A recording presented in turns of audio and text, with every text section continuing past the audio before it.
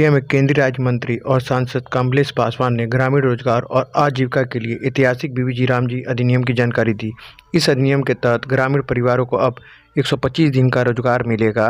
बेरोजगारी भत्ता और वास्तविक कानूनी अधिकार बन गया है। मजदूरी में विलंब पर मुआवजा अनिवार्य होगा। ग्राम स्तर पर योजना निर्माण की क्षमता होगी। अधिनियम के अंतर्गत कार्य 4 क्षेत्रों में होंगे: जल सुरक्षा, ग्रामीण अवसंरचना, आजीविका संवर्धन और जलवायु परिवर्तन। वर्तमान मनरेगा कार्य पूरी तरह सुरक्षित रहेंगे।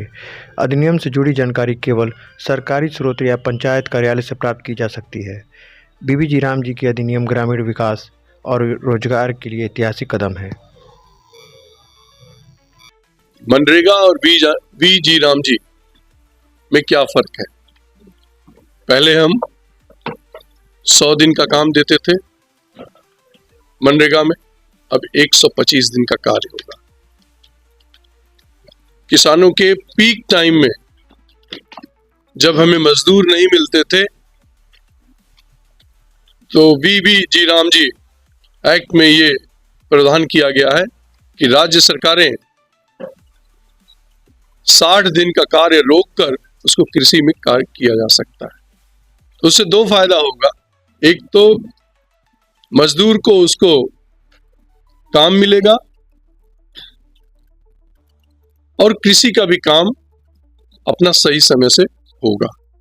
और सबसे बड़ी बात देखिए, मैं पहले भी कहा कि जब कोविड था तो हमने करीब 1 लाख करोड़ ऊपर से खर्चा किया था केंद्र सरकार ने।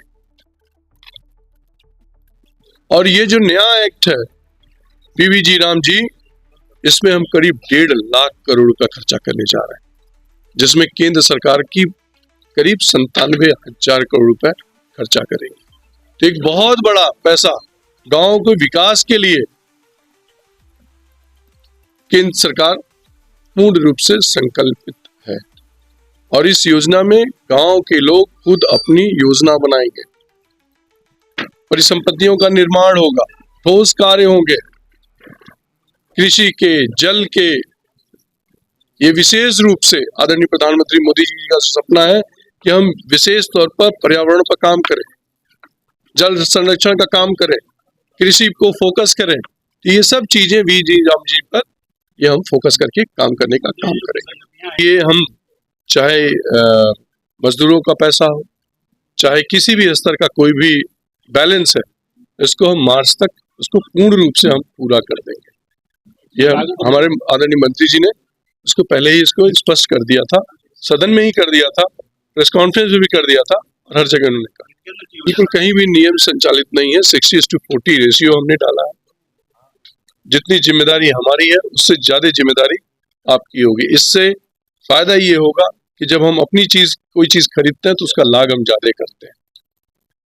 तो निश्चित तौर पर जो विसंगतियां थी पहले, जो आप जिस चीज की बात कर रहे हैं, उसी को दुरुस्त करने के लिए ही हम लोगों ने बहुत एक्सपर्ट से राय लेकर आदरणीय प्रधानमंत्री मोदी जी के नेतृत्व में ये एक्ट लाया गया है कि जो हमारी पुरानी कमियां थी उसको इसमें हम लोगों ने दूर करने का काम किया। ये देखिए, मैंने पहले भी कहा कि जब से ये एक्ट बना है, कुछ हमारे विरोधी दल इसको ले रहे हैं कि मनरेगा का नाम क्यों बदल दिया गया।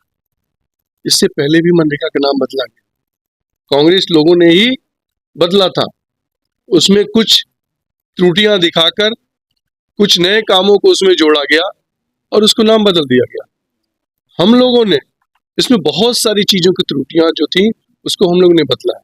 और मैं कहता हूं कि अगर जी राम जी का नाम अगर पड़ गया तो राम से इनको क्या एलर्जी है, कितना विरोध करने की क्या आवश्यकता है।